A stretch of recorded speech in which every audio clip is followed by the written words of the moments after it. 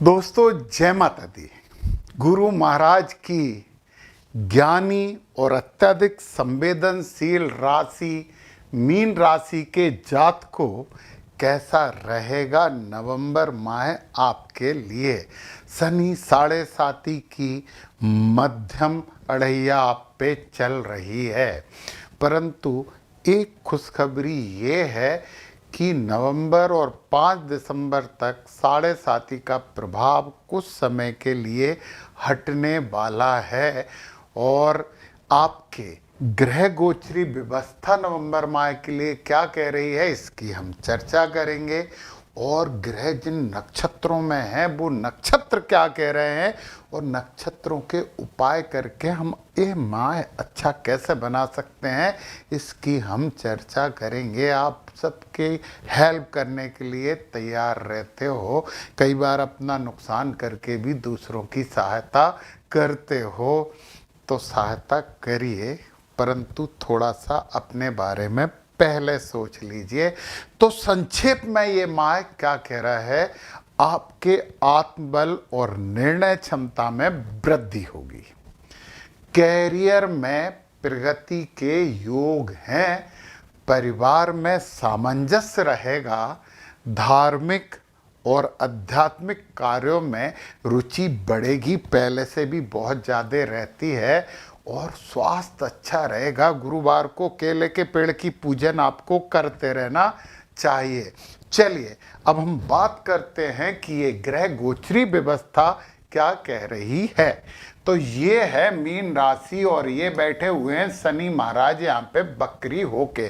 जब शनि महाराज लग्न में बैठते हैं तो तीसरी दृष्टि पराक्रम में डाल के थोड़ा सा आलसी बनाते हैं, थोड़ा सा स्लो करने की कोशिश करते हैं, परंतु कर्मठ तो बनाते हैं, मतलब धीरे करेंगे परंतु काम कर्मठता से करेंगे। परंतु सुनिए सुनिए सुनिए, अभी मेरी बात सुनिए। यहाँ शनि महाराज अपना प्रभाव नहीं देने वाले नवंबर के माह में।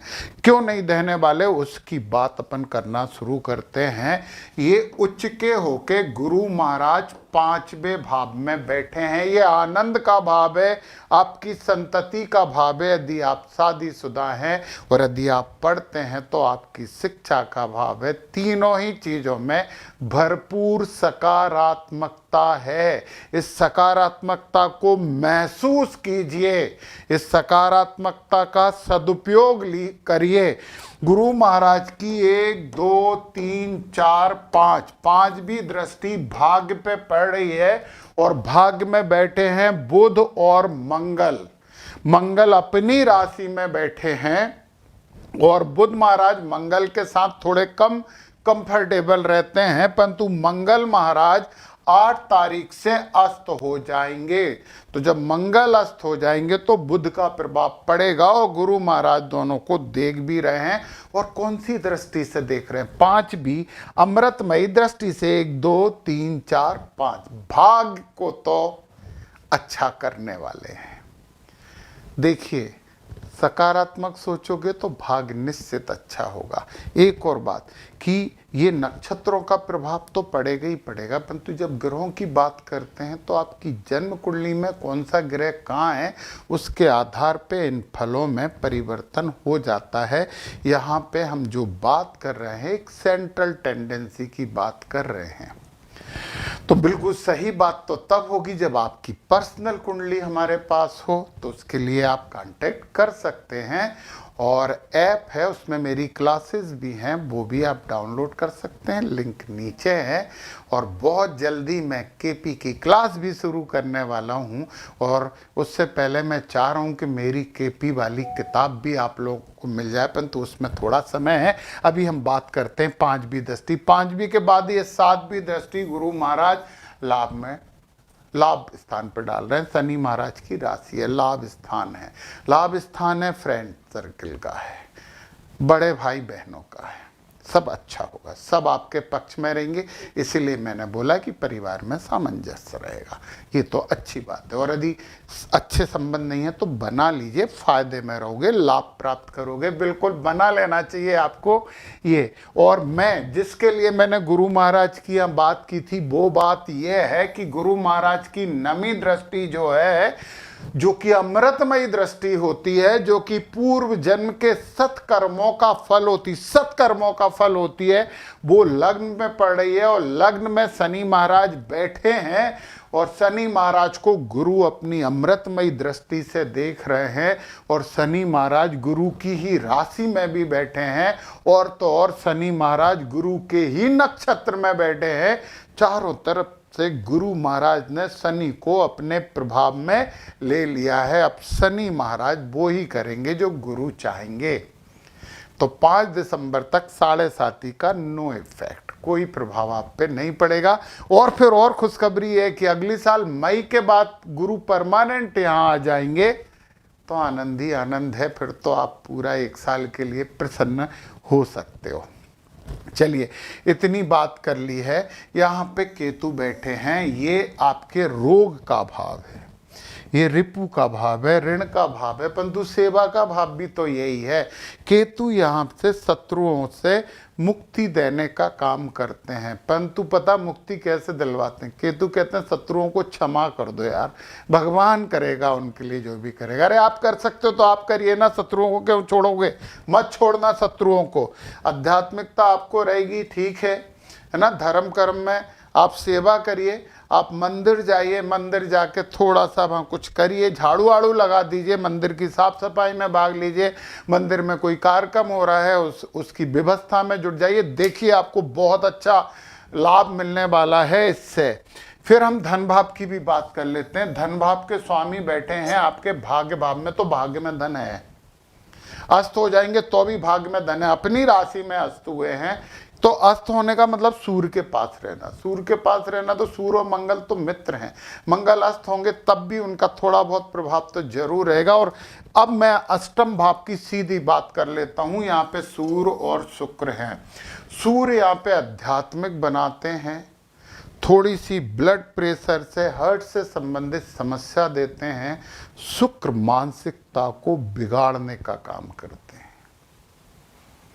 परंतु सूर्य के साथ शुक्र है और शुक्र सौग्रही हैं। और जब सौग्रही कोई बैठता, अपने घर में बैठता है, तो बिगाड़ नहीं करता। अपने घर को तो हर व्यक्ति हर चीज सुधारने की कोशिश करती है। तो मानसिकता यदि ठीक रखेंगे तो शुक्र आपको एक ऐसी संपत्ति भी दिलवा सकते हैं जिसकी आपको उम्मीद नहीं है। शुक्र कुछ गूढ़ विद्याएं, गूढ़ ज्ञान की बात करवा सकते हैं। सूर्य महाराज आपको आध्यात्मिकता देंगे। परंतु अच्छी बात तो यह है कि सूर्य महाराज 17 तारीख को आपके भाग्य भाव में आ जाएंगे और यहां बड़े अच्छे होते हैं। सूर्य बुध अस्त होने वाले हैं। बुध अस्त हो जाएंगे 14 तारीख से। 14 तारीख से अस्त होने के बाद फिर बुध 23 तारीख से पता है इस घर में जाएंगे। बुध अष्टम में बुरे नहीं होते हैं, अष्टम में बुरे नहीं होते, बुध ठीक रहेंगे। तो कोई समस्या नहीं है, कोई दिक्कत नहीं है। सुख भाव के स्वामी इसमें बैठे हुए हैं, तो थोड़ा सा एग्रेसिव कम होना, क्योंकि बुध यदि किसी क्रूर ग्रह के साथ बैठे हैं तो वो भी क्रूर बन जाते हैं। मतलब हम थोड़े कड़वे निर्णय या कड़वी सोच रखते हैं। परंतु मीन राशि के जातक हो, आप तो सॉफ्ट हो, आप तो अच्छे ही सोचते हो, तो अच्छा ही सोचोगे।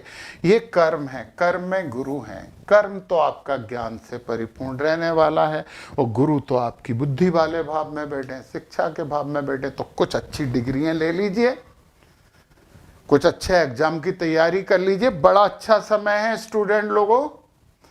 जिनके बच्चे हैं वो बच्चों के लिए ये काम करवाइए, सलाह दीजिए, बहुत अच्छी सलाह रहेगी, बच्चे अच्छा करेंगे। चलिए, ये तो हमारी हो गई ग्रह गोचरीय व्यवस्था। अब ग्रह कौन कौन से नक्षत्र में बैठे हैं, क्योंकि ग्रहों से ज्यादा प्रभाव वो नक्षत्र डालते हैं जिनमें वो ग्रह बैठे हैं। और मैंने यहाँ पूरा लिखा हुआ है कि इस महीने कौन कौन से ग्रह किन किन नक्षत्रों में हैं, ये लिखा है। अब मैं सबसे पहले बात कर लेता हूँ पूर्वा भाद्रपद नक्षत्र और मीन राशि वालों के लिए ज्येष्ठा विपत है, पूर्वा फाल्गुनी प्रत्यय है। सुनिए आप, ज्येष्ठा में मंगल 20 के बाद आएंगे, तो 20 तक तो कोई टेंशन है ही नहीं आपको। 20 के बाद हम ज्येष्ठा का बीज मंत्र पढ़ना शुरू करेंगे, एक माला रोज। पूर्वा फाल्गुनी में केतु महाराज परमानेंट बैठे हैं, इसका जप तो आपको करते रहना चाहिए 6-7 महीने। तो ज्येष्ठा और पूर्वा फाल्गुनी की बात कर लेते हैं। ज्येष्ठा में ओम इंद्राय नमः, इंद्राय नमः का जप करिए, गरुड़ मत रखना। इंद्राय नमः का जप करिए 20 तारीख के बाद, 20 नवंबर के बाद। और फिर पूर्वा फाल्गुनी की बात करते हैं तो ओम भगाय नमः। ये मंत्र तो आप अभी अगले 1 साल तक करते रहिए, एक माला में 2 मिनट लगते हैं, कर लीजिए।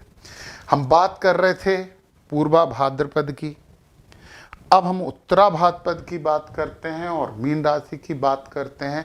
केवल चित्राबद नक्षत्र है और चित्रा में कोई ग्रह नहीं है, केवल शुक्र रहने वाले हैं 8 तारीख तक। 8 नवंबर तक सावधानी, इसके बाद शुभता।